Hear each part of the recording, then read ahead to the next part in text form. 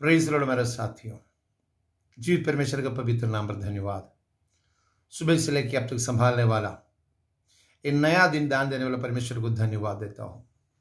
आज का दिन यहोवा हम लोगों के साथ में था, उसकी दया और करुणा में हम लोगों को भरा है, उसकी आशीष के साथ लेकर आया है। उसकी दया में हम लोगों को पूरा भरपूर आशीष के साथ एक नया दिन दिया, वही परमेश्वर को धन्यवाद देता हूँ। जिंदगी का अंदर ना हम लोग को भरोसा टूटना नहीं चाहिए। जिंदगी में हमेशा भरोसा रख के चलना चाहिए। परमेश्वर के ऊपर में भरोसा रख के चलने वाला कभी भी लज्जित होने नहीं देगा, शर्मिंदगी होने नहीं देगा। दुनियावी तरफ से भरोसा हम लोग माँ बाप के ऊपर में, भाई बहनों के ऊपर सब में रखता है, बात सही है दुनियावी तरफ से। और उससे बढ़कर खुदावन के ऊपर में एक भरोसा रखना चाहिए। क्या है? खुदावन दुनिया का मालिक है, मुझे बनाने वाला, मुझे रचाने वाला, मेरे जिंदगी के अंदर सब कुछ देने वाला खुदावन यीशु मसीह है, परमेश्वर का पुत्र यीशु मसीह है।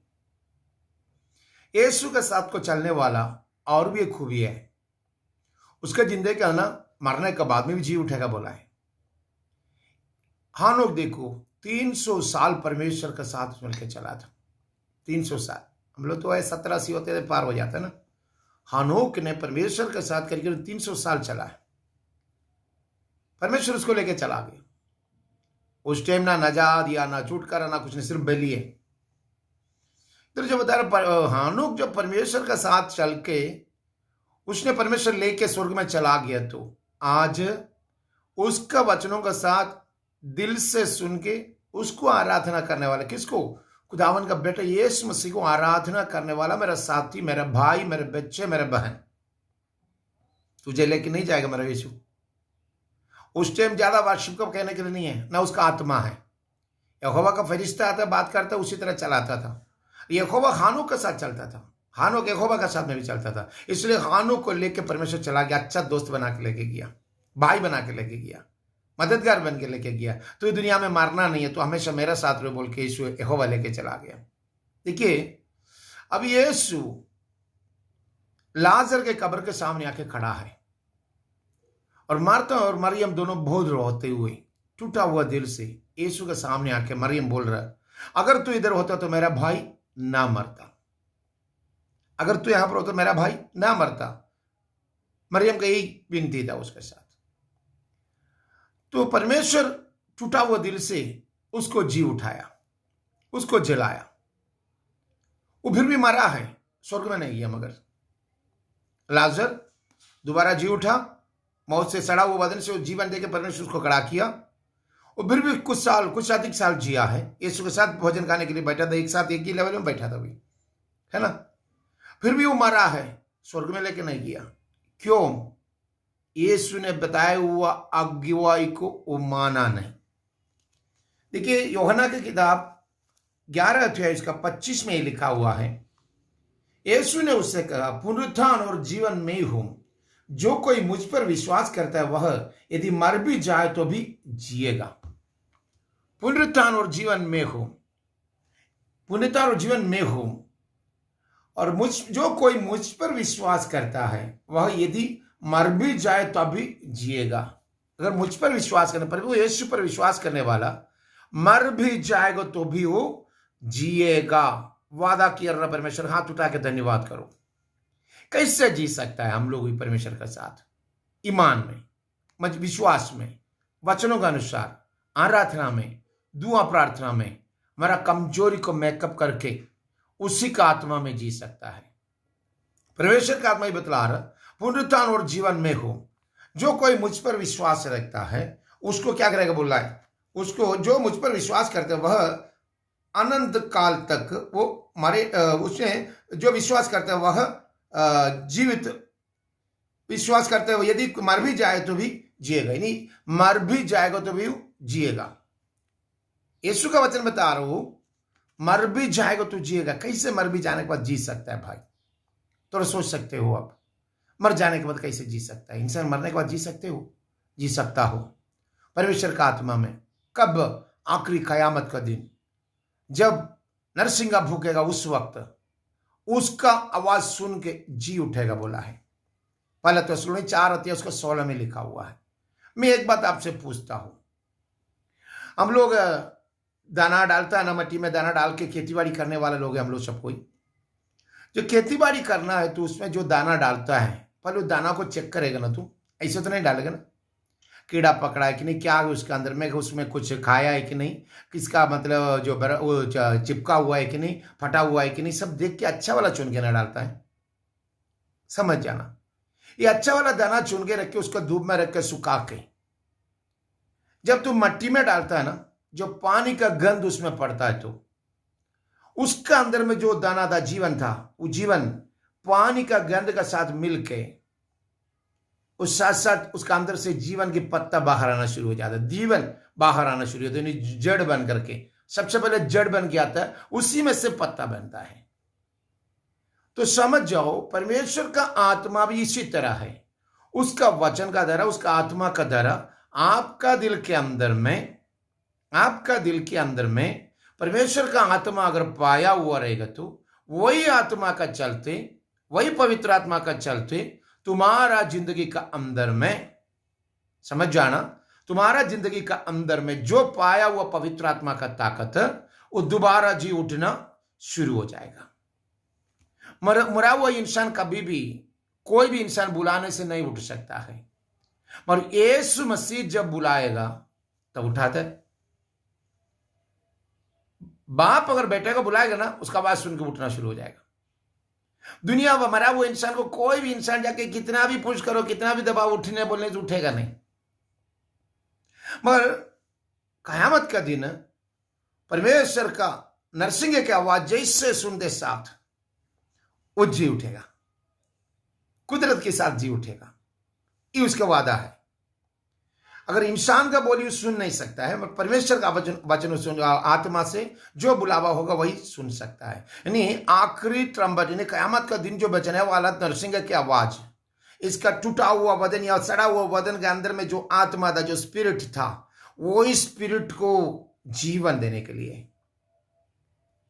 नरसिंह की आवाज उसके बदनों के अंदर में जो पड़ा हुआ था आत्मा है ना, उसमें जीवन डालता है, उसका आत्मा को ऊपर जीवन डालता है। ये जीवन पाना इसलिए बोलता है, जीवन पाना है, मुक्ति पाना है, जीवन पाना है, बपतिस्मा लेना है।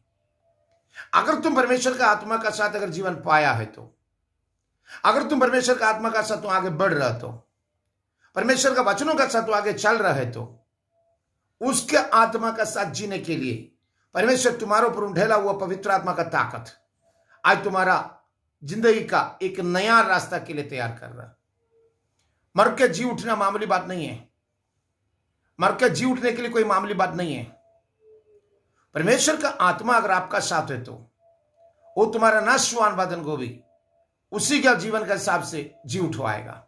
देखिए रोमर के किताब 8 अध्याय उसका 11 में सुना था आपको।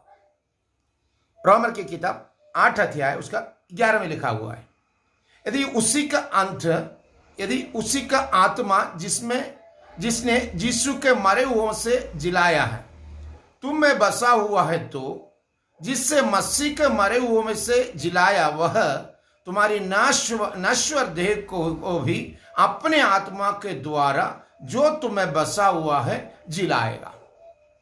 समझिए बात को। यदि उसी का आत्मा जिसने यीशु को मरे हुओं से जिलाया है, यीशु को मरे हुओं से जिलाया है, तुम में बसा हुआ है, तो जिससे मसीह के मरे हुओं में से जिलाया, वह तुम्हारी नश्वर देह को भी अपने आत्मा का द्वारा जो तुम में बसा हुआ है जिलाएगा। समझ गए तो धन्यवाद करो। अगर तुम जीते जीते परमेश्वर का आत्मा को हासिल करेगा तो यही आत्मा का ताकत से तुम मर जाने के बाद तेरे नश्वर आत्मा को, वचन को पवित्र आत्मा का वसीला से जिला के बाहर लाएगा। विश्वास कर सकते हो? विश्वास कर सकते हो? आज परमेश्वर का आत्मा तुम्हारे ऊपर में आज वास करने के लिए बपतिस्मा लो, खुदा के नाम पर साथ आगे चलो, उसका कलाम पर विश्वास करो, पवित्र आत्मा को पाओ। इसे हम लोग कहने का कारण क्या है?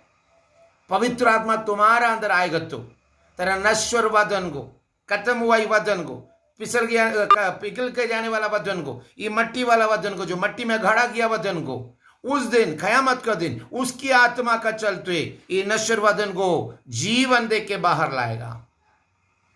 नश्वर वतन को जीवन दे के बाहर लाएगा।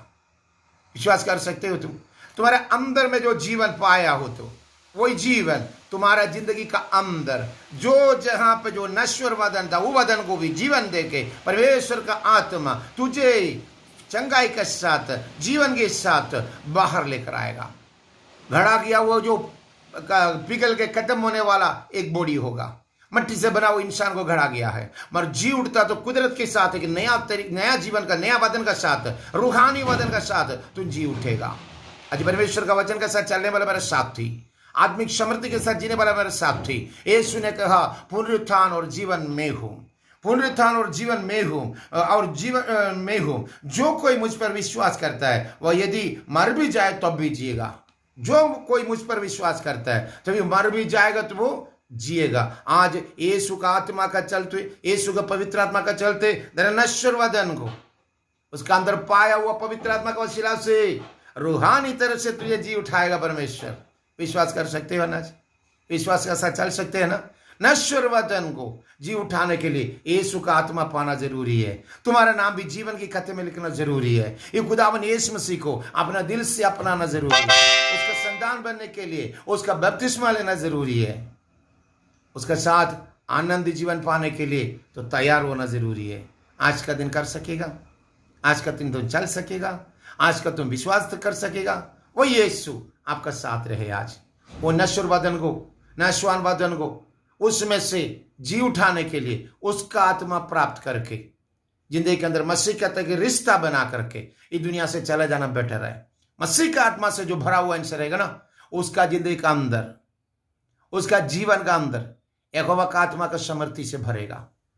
यहोवा का आत्मा का समर्थी से भरेगा। आज आप विश्वास करते हो? अब विश्वास के साथ चल सकते हो? ईमान के साथ चल सकते हो? यीशु का अपनाएगा आज कोई जिंदगी के अंदर? आज यीशु मसीह के साथ एक अच्छा रिश्ता बना ले। अंधेरा को परमेश्वर दूर करके तेरा दिल परमेश्वर के साथ एक रिश्ता बनाने के लिए तैयार करे। दुनियावी सोचों से नहीं, परमेश्वर का सोच ख्यालों के साथ तो अपना चले। परमेश्वर आपका साथ रहे आज का दिन। पिताजी तेरे बच्चे लोगों को लिखो के अंदर छुपा रहो। जो सुनता है सब में आशीष की हाथ रखना। नाशवान वादन को खुदावन की आत्मा को समृद्धि में पवित्र आत्मा का वसीला से रूहानी जिस्म बन के बढ़ने के लिए तेरे बच्चे लोगों ऊपर में आशीष की हाथ रखा। तेरे पाखरू से भरना। अगर कोई तुझ पर ईमान ना लाया तो आज तुझ पर ईमान लाने का ताकत दीजिए। तू जिंदा नजात देने वाला परमेश्वर बोल के हमें तू विश्वास करने का ताकत है। उन लोग बदन कमजोर वादन को मजबूत करे, ईमान में मजबूत करे। अगर उसका ईमान अगर कमजोर है तो परमेश्वर तेरे पाखरू के वसीला से मजबूत करे। यीशु साथ रहे। लहू के अंदर छुपा तो हर कदम पर साथ रहना। यीशु मसीह के नाम पर पिता ने आमीन। Lord bless you, Lord bless you, Lord bless you.